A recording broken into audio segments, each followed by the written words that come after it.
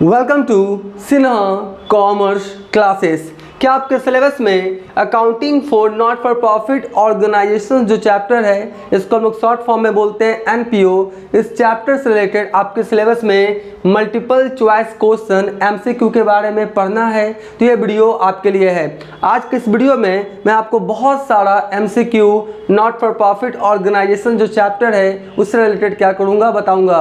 अभी तक मैंने आपका जो एनपीओ है 15 एमसीक्यू के बारे में क्या किया बता दिया है। जब आप सिन्हा कॉमर्स क्लासेस चैनल के अंतर्गत जाएंगे वहाँ पे आपको एक प्लेलिस्ट मिलेगा multiple choice question MCQ class 12th accountancy, उसमें आपका accounting for not for profit organisation chapter से रिलेटेड 15 एमसीक्यू के बारे में बताया गया है। आज मैं स्टार्ट करूंगा 16 से लेके देखिए कहाँ तक होता है, ठीक है।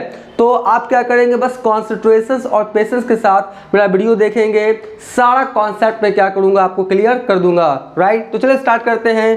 15 तक मैंने ऑलरेडी बता दिया लेक्चर नंबर 1 में, नहीं देखा जाके देख लेंगे। आज हम लोग बात करेंगे 16 से। बोलता है कैपिटल फंड, क्या बोलता है आपका कैपिटल फंड। तो कैपिटल फंड कैसे निकलता है भैया, इनकम में से एक्सपेंडिचर घटा देंगे तो कैपिटल फंड निकलेगा, नहीं इनकम में से एक्सपेंडिचर घटाएंगे तो सरप्लस निकलता है, ठीक है। ये नहीं होगा ऑप्शन।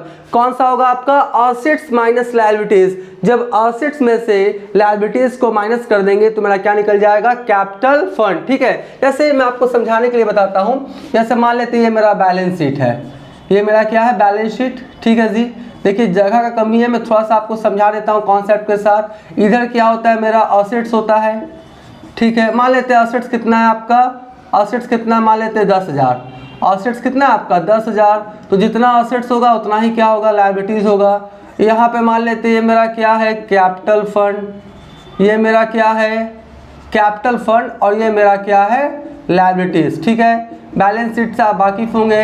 मान लेते हैं कैपिटल फंड कितना है आपका 4,000 और ये आपका लायबिलिटीज कितना है 6,000, ठीक है। तो देखिए मैं एक छोटा सा क्या किया बैलेंस शीट बताया, आपको दिखाई पड़ रहा होगा।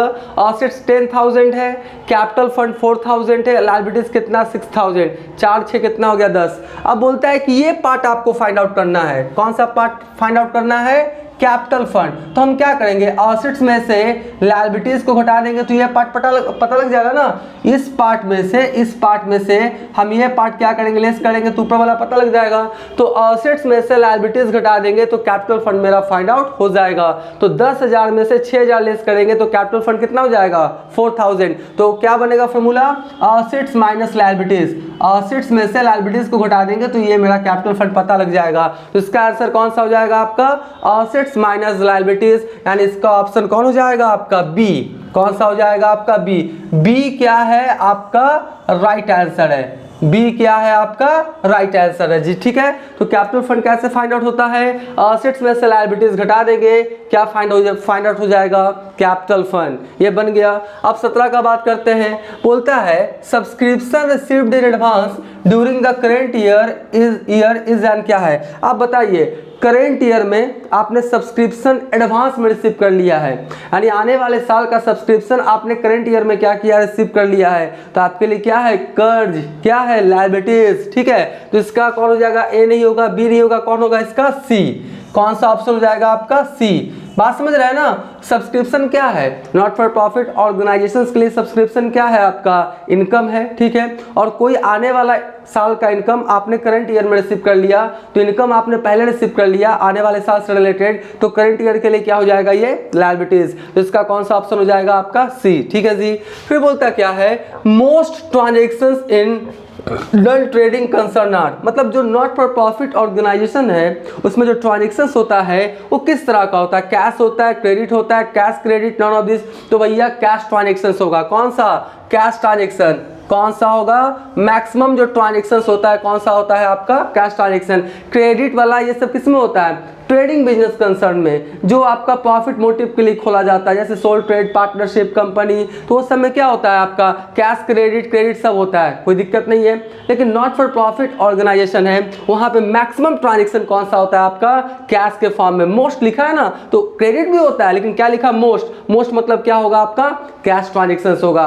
आई होप बातों को समझ रहे होंगे। तो कितना हो गया आपका 18 का कौन सा आंसर हो जाएगा आपका ए। अरे भैया ये आपका लाभ के लिए खोला नहीं ना गया, सर्विस के लिए खोला गया है। ये आपका क्या बोलता है, उधार बेच के आपका पैसा वैसा कमाने के लिए नहीं खोला गया है। ये किसके लिए खोला गया, सर्विस मोटिव के लिए। तो ये कैश में ट्रांजेक्शन करता है, मोस्ट ट्रांजेक्शन कैश के फॉर्म में होता है। ठीक है जी, तो 18 का ये हो गया। 19 का बात कर लेते हैं, income and expenditure account records. अब बताइए इनकम एंड एक्सपेंडिचर अकाउंट में क्या रिकॉर्ड्स होता है, रेवेन्यू रिसीट्स और रेवेन्यू पेमेंट्स।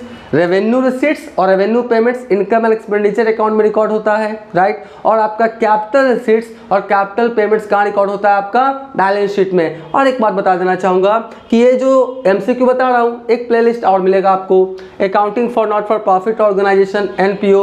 उसमें क्लास 12 अकाउंटेंसी से रिलेटेड जितने भी क्वेश्चन है, आपका डॉक्टर SK सिंह का SBPD पब्लिकेशन, उससे मैंने सारे क्वेश्चन क्या किया है, सॉल्व कर दिया है। अगर बुक दिखाना चाहे तो देखिए, इसी बुक से मैंने क्या किया है, आपका जितने भी आपका नॉट फॉर प्रॉफिट ऑर्गेनाइजेशन जो चैप्टर है, सारे क्वेश्चंस क्या किया मैंने सॉल्व कर दिया है। प्लेलिस्ट अवेलेबल है, नहीं देखा तो जाके क्या करेंगे, देख लेंगे। ठीक है जी, तो आपका क्या बोलता है, ऑल कैश, ऑल लिख दिया तो भैया नहीं होगा, यहाँ भी ऑल लिख दिया नहीं होगा, यहाँ भी ऑल लिख दिया नहीं होगा। ऑल मतलब क्या हो गया, आपका कैपिटल रिसीट्स और रेवेन्यू रिसीट्स दोनों। ऑल में कौन आ जाता है, कैपिटल रिसीट्स और रेवेन्यू रिसीट्स दोनों। तो भैया इनकम एंड एक्सपेंडिचर अकाउंट में सिर्फ रेवेन्यू नेचर वाला होता है, यानी ऑल लिख दिया तो नहीं होगा। इसका आंसर कौन हो जाएगा आपका, नॉन ऑफ दिस। क्या हो जाएगा आपका, नॉन ऑफ दिस, यानी आपका 19 का कौन सा ऑप्शन हो जाएगा, डी। देखिए अगर लिखता है रेवेन्यू रिसीट्स रेवेन्यू पेमेंट्स तो लिख देते भैया, सीधा सा बात है। ऑल वर्ड यूज कर दिया तो ऑल में capital receipts revenue receipts capital payments revenue payments दोनों आ जाता है, इसलिए इनकम एक्सपेंडिचर अकाउंट का सही आंसर क्या होगा इस एमसीक्यू के अनुसार, नॉन ऑफ दिस, क्योंकि रेवेन्यू नेचर नहीं है, दोनों लिख दिया जी। ठीक है, आई होप बातों को समझ गए होंगे। फिर बोलता है विच sequence is correct and appropriate, यानी नॉट फॉर प्रॉफिट ऑर्गेनाइजेशन में सबसे पहले हम लोग क्या बनाते हैं, कैश बुक। क्या बनाते हैं, कैश बुक। कैश बुक के सहायता से क्या बनाते हैं, रिसीट्स एंड पेमेंट अकाउंट्स।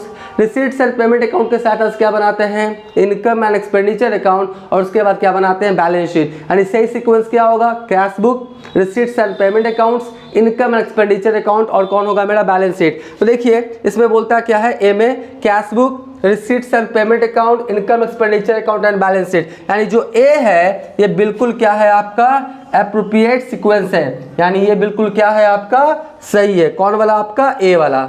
कौन वाला आपका, ए वाला जी। ठीक है, सबसे पहले क्या बनाते देख लीजिए, सबसे पहले क्या बनाते, कैश बुक, सही है। रिसीट्स एंड पेमेंट अकाउंट उसके बाद सही है। रिसीट्स एंड पेमेंट अकाउंट के सहायता से बनाते हैं इनकम एंड एक्सपेंडिचर अकाउंट, सही है। और उसके बाद क्या बनाते हैं, बैलेंस शीट, यानी 20 का कौन हो जाएगा आपका, ए। 20 का आपका कौन सा आंसर हो जाएगा, ए। ठीक है, उसके बाद कौन है आपका 21 में देख लीजिए, all receipts of capital nature are showing. देखिए मैं फिर से बोल रहा हूँ, रेवेन्यू नेचर वाला इनकम एंड एक्सपेंडिचर अकाउंट में जाएगा और कैपिटल नेचर वाला रिसिप्ट्स या पेमेंट बैलेंस शीट में जाएगा। तो यहाँ बोलता है और रिसिप्ट्स ऑफ कौन वाला, कैपिटल नेचर। कौन सा, कैपिटल नेचर। तो कैपिटल नेचर वाला कहाँ लिखेंगे, इनकम एक्सपेंडिचर अकाउंट में नहीं, कहाँ लिखेंगे भैया, बैलेंस शीट में। कहाँ, बैलेंस शीट में, यानी कि जो आपका 21 है उसका आंसर कौन सा हो जाएगा, बी। यानी कहाँ लिखेंगे कैपिटल नेचर वाला, बैलेंस शीट में। आई होप बातों को समझ रहे हैं। अगर रेवेन्यू नेचर वाला था तो कहाँ लिखते हैं, इनकम एंड एक्सपेंडिचर अकाउंट में। 22 में देख लीजिए क्या बोलता है, all items of revenue nature are show. देखिए दे दिया कि भैया रेवेन्यू नेचर वाला कहाँ शो करते हैं, तो इनकम एंड एक्सपेंडिचर अकाउंट में। कहाँ शो करते हैं, इनकम एंड एक्सपेंडिचर अकाउंट में, यानी 22 का कौन सा आंसर हो जाएगा आपका, ए। आई होप ये सारी बातों को आप समझ गए होंगे। तो अभी तक मेरा वीडियो अगर आपको अच्छा लगा, वीडियो को लाइक कर देंगे, चैनल को सब्सक्राइब नहीं किया तो चैनल को सब्सक्राइब करके हमारा हौसला बढ़ाएंगे, बेल आइकन हिट करके ऑल कर देंगे। इससे क्या होगा, कोई भी वीडियोस मैं अपलोड करूंगा उसका सबसे पहले नोटिफिकेशन आपको मिल जाएगा। पहले आप इसका स्क्रीनशॉट ले लें, इसके बाद और भी कुछ MCQ मैं आपको नॉट फॉर प्रॉफिट ऑर्गेनाइजेशन से रिलेटेड बताता हूँ।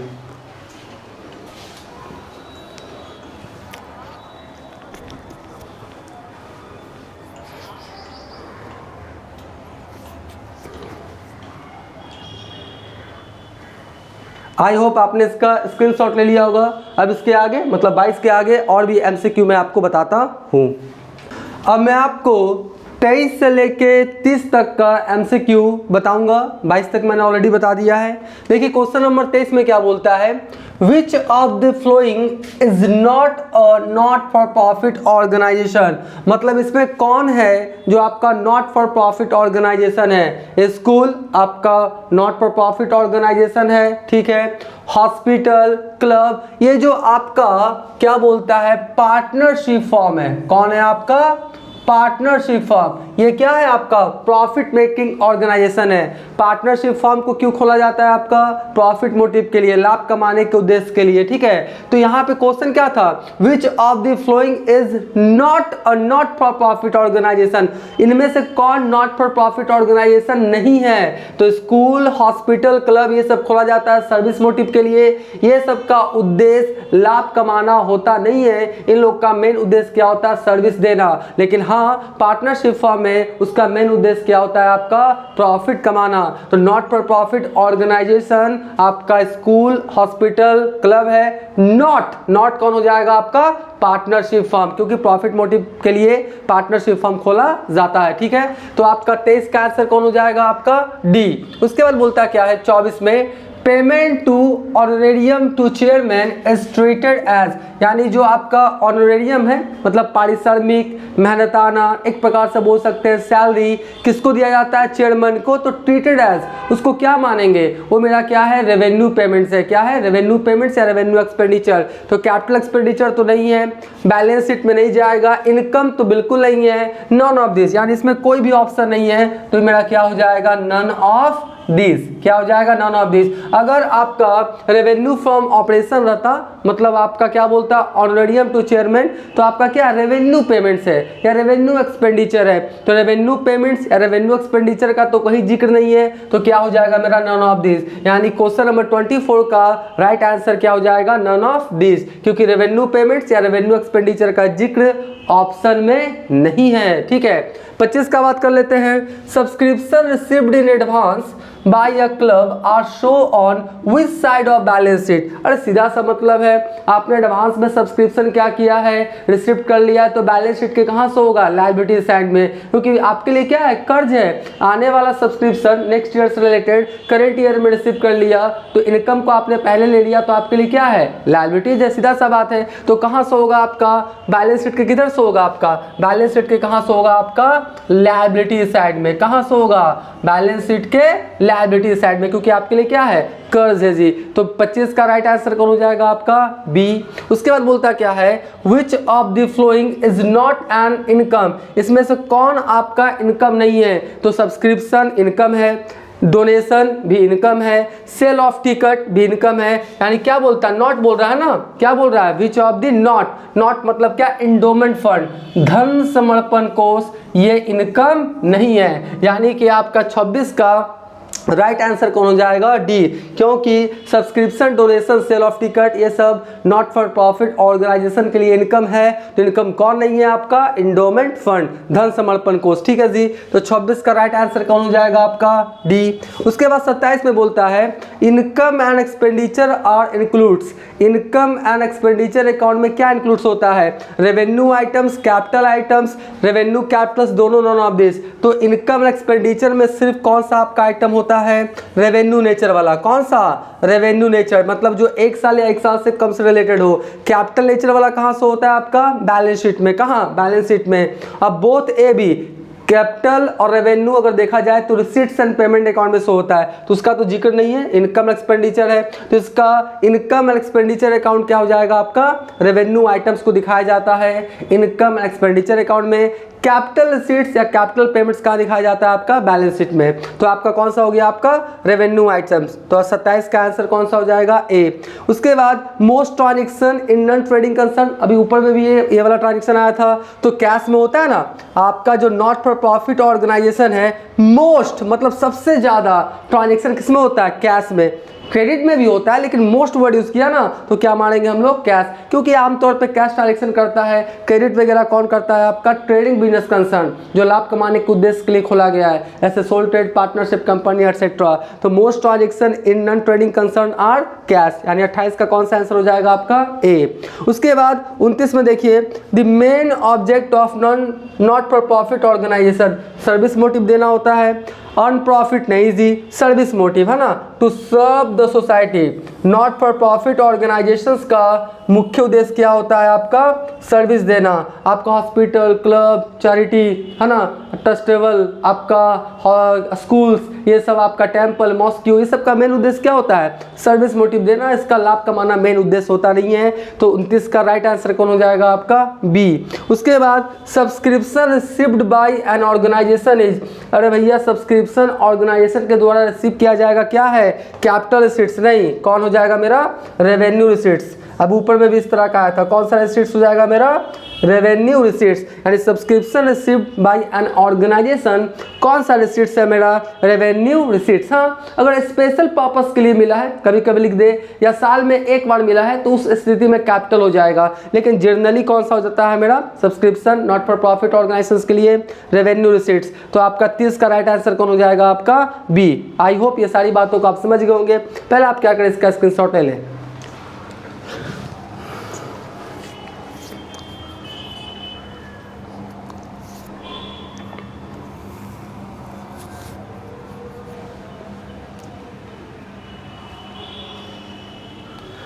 आई होप आपने क्या किया होगा, इसका स्क्रीनशॉट ले लिया होगा। तो इस वाले वीडियो में यानी लेक्चर नंबर 2 में मैंने 15 MCQ क्लियर करवाया। लेक्चर नंबर 1 में इसी चैप्टर से रिलेटेड, एनपीओ से रिलेटेड 15 MCQ कंप्लीट करवाया।